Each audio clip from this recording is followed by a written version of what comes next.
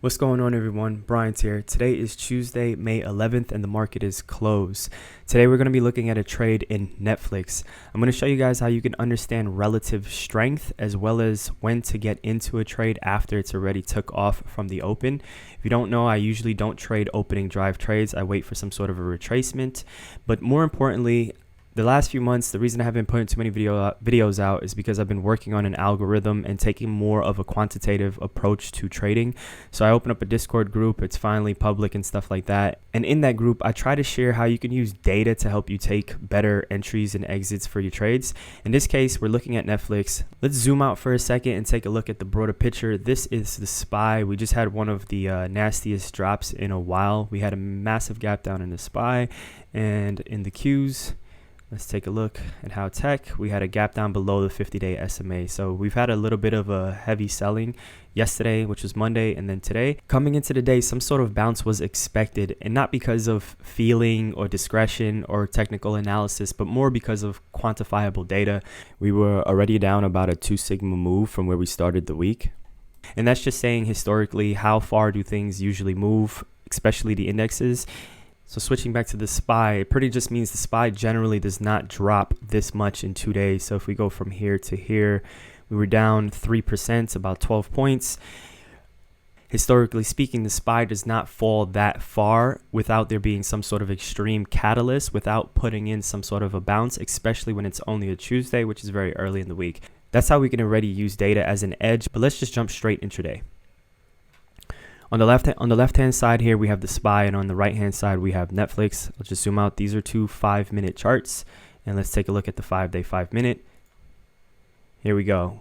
Let's just zoom right in. This dashed line right here in my Discord group, if I just scroll right over, at the beginning of the week, I posted a few levels for the SPY, and that's this level right here. So we're saying that the weekly support for the SPY is supposed to be 416 and 54, and again I posted this on Sunday 4 in the morning right here. That's 416.54. So the market was already below that. We also have this level right here for Netflix. Again, we're aware of it on a Sunday. So where is Netflix on this chart right here?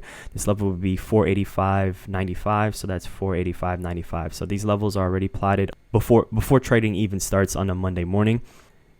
Now, for the premium members in my Discord, at 9:30 a.m. every morning, just as the bell rings, I post this screenshot, which are the levels that the algorithm points out should be the expected sell or buy zones for the day for each ticker. The ones that are all lighting up green are pretty much saying they've pretty much almost done or already have done a 1 standard deviation for the week. And again, it's only Tuesday. That's very rare. We generally will see some sort of a bounce. So we're going to focus in on Netflix for today. It's saying that this is the sell zone on Netflix, which would be 484.91. And that's this level right here. So if we just zoom in, right here, 484.91 to 486.49.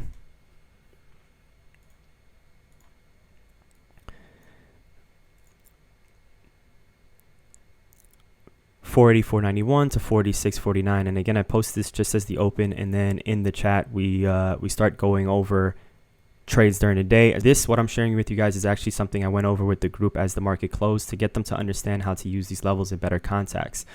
This zone right here is what the algorithm is saying would normally be a place that Netflix would struggle. However, within 15 minutes of the day, Netflix had shot way past the level.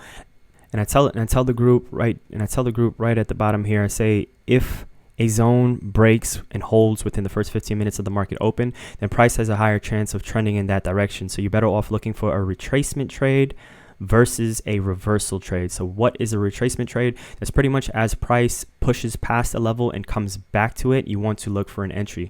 So to spoil the surprise, this is essentially where was the lowest risk to take Netflix on the day if you didn't take it on an opening drive.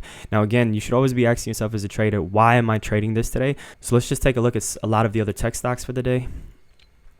Right here we have Apple, Amazon, Facebook, Google, and so forth. This is the same sell zone for Apple, Amazon, Facebook. All these little red lines that you see is essentially what the algorithm was saying to be the expected zones for today. And Apple did not break its level. So if we just take note of that, again, sitting back and just observing what the market's doing, Apple struggled, did not get past this level. Amazon broke past its level. Facebook did not break past this level. Google broke past this level but could not hold it, pulled right back into it. Netflix, very strong push off of its level, as you can see, and so forth and so forth and so forth. As well as Roku actually broke past this level and was pretty strong, but we're going to focus in on just Netflix. So when you're sitting back and you're just observing like this, you can kind of see what's happening. You should be playing detective almost. Try to spot which one of these are doing something different and why is it doing something different. When you see something putting in such a strong move like this is what's considered relative strength in comparison to its peers. All of these other stocks, for the most part, are considered tech stocks. NIO and Tesla are more in the EV sectors, but we're throwing them in this batch for now. And that's why we can isolate Netflix as the one that's the strongest for the day. Let's zoom back in and take a closer look. And let's actually make this full screen right here. And zoom out. So now the market opens. You're not part of the open and drive trade. And there's a few things that happens to a lot of traders. They start experiencing FOMO because they start experiencing FOMO. They wish they had just bought calls at the open. They start getting nervous because at this point you don't know where to jump in. There's no clear identifiable risk. If you're a scalper, there's nothing wrong with taking the break of the previous candle and holding and then setting your stop loss below the previous 5-minute candle. I don't really like to trade like that. I like to wait for a clearer, more identifiable level because, again, I'm not necessarily a micro scalper. But if we leave a note for ourselves right here, this is what is considered relative strength, and it's relatively strong because, as we saw from the broader picture, it was one of the only tickers that broke its level, and then it broke it with strength and held as it extended further.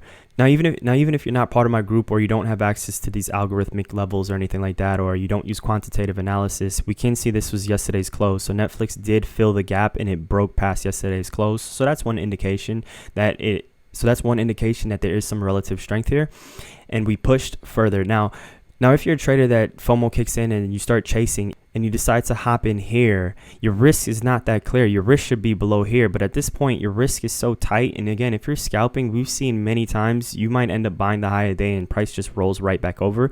This gray line is VWAP, which is why I don't like to take anything this far extended, especially on the open, because if there's anything we know, price will almost always put in some sort of a retracement. All you have to do is wait. And especially if you're trading options, when price does pull in, it's really going to hurt the option premium.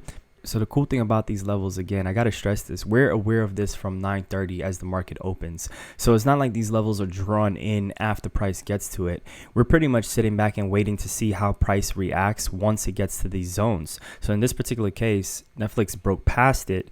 What we know, trading 101, is previous resistance becomes future support.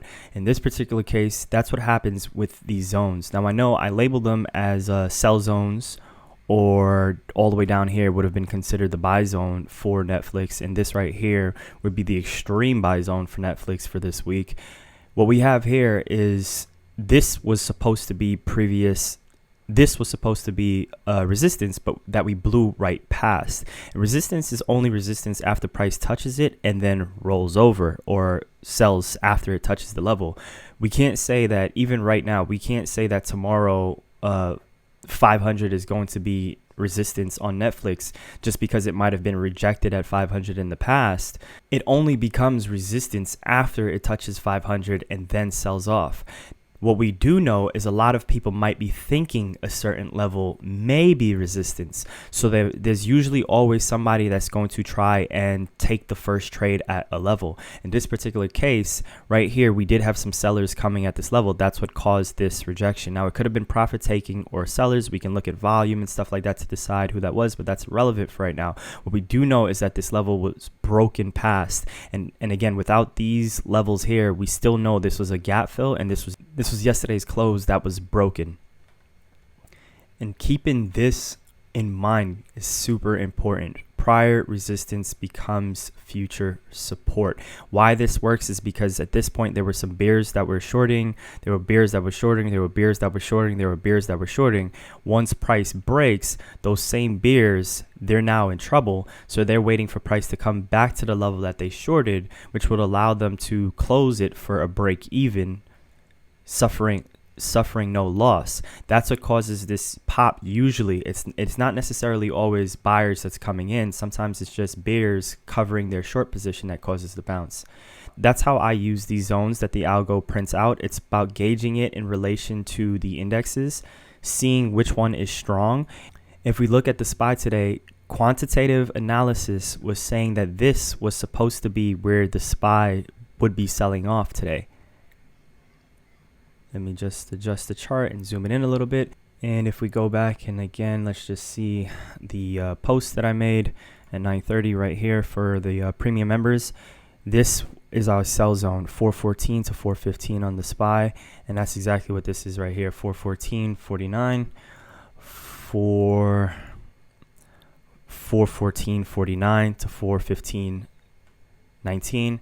And that's exactly what we have is this zone right here. And you guys can see how this played out. And you guys can see how this zone played out perfectly for the indexes today. The SPY struggled to get past this level and close over it.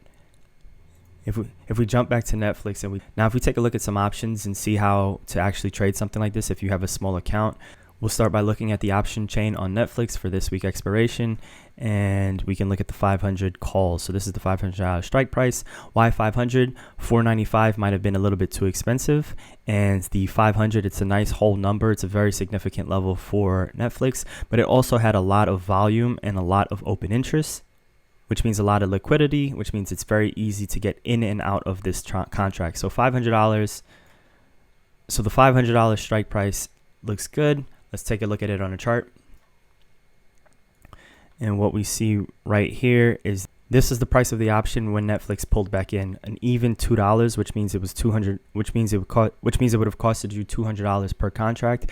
And then from here, this push off or this extension resulted in about 100% return. So from here to here, the contract went over $4, so about 123% return, but $4 is a nice even whole number to sell this contract. If you were impatient and you bought it on the momentum, let's just say you bought here, you would have been paying almost $3 for it, so $2.80 something cents, and you would be scalping it to get out here for $3.25. So it's such a tiny move, and there's lots of room for error here. And if you're not quick to take your profit on this initial pop, sometimes it could be dangerous, and that's coming in chasing in this level right here. You're buying in this zone. But if you do miss the first open and drive trade, or you miss any type of trade, you can use these levels to wait for price to come back to and get it when the risk is so small. Because guys, if we think about risk right here at this point at $2, let's just say my stop loss usually whenever I trade using these zones, if price was to come below the zone and then close underneath here, then that's considered a stop loss for me and I close out. Now, as long as it can wick below here, as long as it doesn't close below again, I'm considering this good risk because we have what's supposed to be the weekly support again based on quantitative analysis. We have this zone which should have been supply, but price flew right through it, so we can assume it's going to be demand. We also have intraday VWAP, and then we can see buyers started coming in as price could not sell off anymore. It was the first green candle close right here. We had another green candle close, price wicked back down, and buyers came right back in. And this is all the zone right here. Getting in these contracts anywhere in this zone, even if you can get it perfectly at $2 and assuming you got it for like $2.20 and give it a 30-cent stop loss, you're risking $30 to make potentially $150 to $200 per contract. Hopefully you guys enjoyed this video. I'm going to leave a link in the description down below to my Discord. When you first join, you're just going to be part of the public group. It's only if you enter the shop and actually choose to purchase to become a gold or silver member.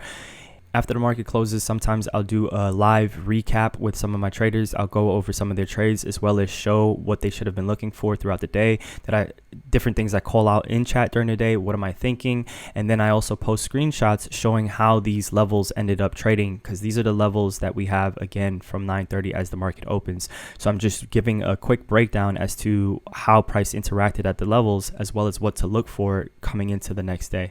So leave a comment down below, like the video, don't forget to share it, and join the Discord group if you're interested. Again, you won't really see much in the public section. I'm actually not active there. I only just open it up just to have people come in. And as you guys can see, there isn't much going on in the public chat. There's really everything happening for the gold members right now. You get access to the zones and the levels. That's the program that I built. It's outside of Thinkorswim. It's not part of any platform. It's built from scratch. It generates the levels, I share them, and then we take trades during the day based on those levels. All right, thanks for watching, guys, and I'll catch you in the next one.